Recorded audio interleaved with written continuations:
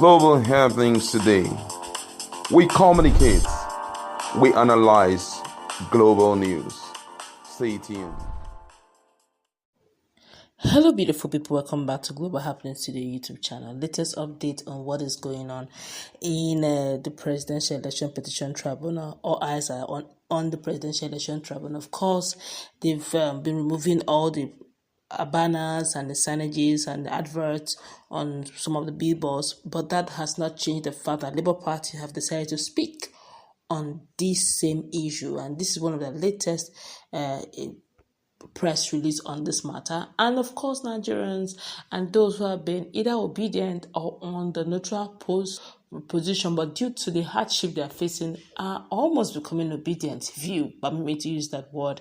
And some of them are speaking forth and insisting that if for any reason Bola Tinubu is disqualified, heavens will not fall. But let's find out what Labour Party is saying about verdict ahead of time. The Labour Party LP has described the 2023 general elections as a struggle to liberate Nigeria.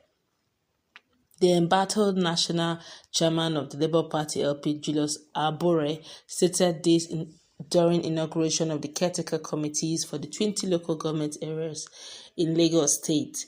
Now, Abure said President Bola Tinubu lacks the capacity to reposition the country, noting that the state of affairs in the country has indicated it. He said, and I quote, "It is not power that matters, it is what you do with power. They have taken power. What have they done with it? How much is petrol now? How much was petrol when they took over power? Since they took over power, insecurity has worsened. Suffering has increased. They don't have the solution to our problems. It is only Peter Obi that has a solution to Nigeria's problems. Age is not on their side. Energy is not on their side. Intellectual capacity is not on their side. And education is not even on their side," he said. Meanwhile, Abure has vowed that Labour Party will be victorious at the Presidential Election Petition Court. Wow. Now, Abure said the performance of the party in Lagos State in the 2023 general election was a clear indication of the popularity of the party in the state. He added that Labour Party's participation in the 2023 general election has changed the political landscape in Nigeria. Abure said, and I quote, "I want to thank the people of Lagos State for your resilience, for your fighting spirit, for fighting for change. You threw away tribalism and came back en masse for true Nigeria. Our labor shall not be in vain. The journey to liberate Nigeria has just started. We are ready to provide leadership and we are ready to continue with the struggle for a new Nigeria. We will continue to pursue our mandate, and I'm very sure that the judiciary will do the right thing. In the next couple of weeks, the judgment will be out and we will all come back here to celebrate and form a government of the people." Wow.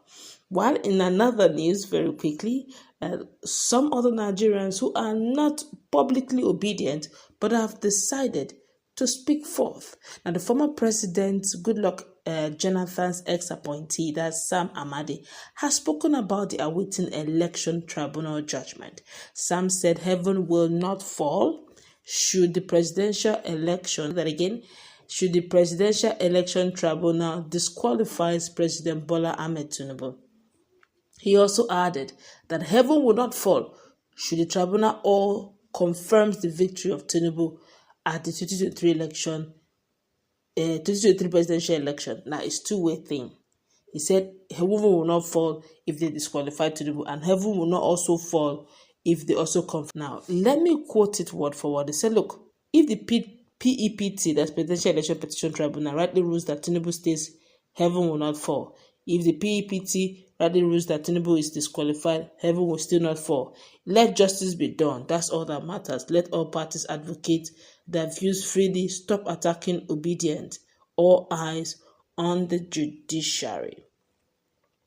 Then, of course, in another news, the human rights activist and public affairs analyst, Comrade Deji Adeyanju, has revealed while Bola Tinubu, the president, and the candidate of the All Progressive Congress and Peter Abure of the Labour Party might be disqualified.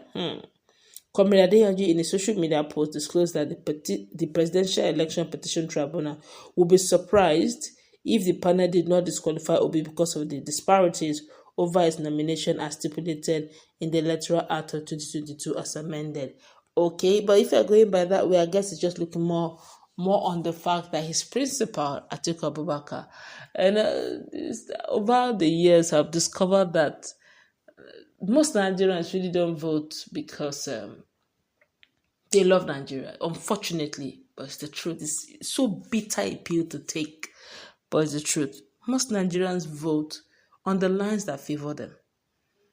If they realize that an uncle or a distant uncle who has promised them contract somewhere, or who will give them appointment, or someone who is there will give their relative appointment, or their father, uncle, brother will be appointed or become a minister or will be in the government or will enjoy a contract, that's the person they will vote to.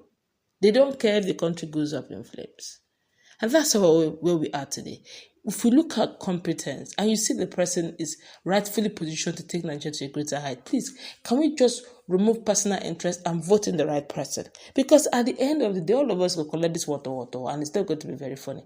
Like, before this whole thing, during the election and inauguration, one of the slogans that was trending on social media platforms is, this government will favor me. On this mandate I stand, this government will favor me. The government that is favoring you, fuel is how much again? How much is per liter of fuel? How far within security? How is your electricity in your area if you're living in Nigeria? Again, is the government also favoring you? That's your uncle that you're hoping for to get the appointment and he got it. Are you buying fuel differently from him? Are you buying fuel differently from those in the helms of affair? Come, let's look beyond this. Let's make this country work. Some of us, after voting this way, we will beg our uncle to please sponsor us abroad to go to school, or sponsor us abroad that want to jackpot. But after you finish voting nonsense, wasting your vote, you now want to jackpot to a country where they are conscious of who they put in as their leader and they make things work. You like that place to live in. You want to live there, want to become a resident. In fact, some of you go as far as becoming a citizen and swearing allegiance to that country. You want to benefit from the bad governance here and jackpot there to live a better life. How far? We're not getting it right, and we'll not if we continue this way. No matter what, home is home. Home is sweet. You can go out there, hustle. You can go out there, make your money, make your mark. Home is still home. I can remember those who have traveled abroad, they will still tell you, I have missed fufu, I have missed amala, I have missed iyan, ewedu. You can't have it like that. You can't eat your cake and have it. I guess that's going to wrap it up. Let's put in a comment section. Let's interact, what's your take. Let's join hands together and make Nigeria great again. Have a nice time. God bless you. Bye.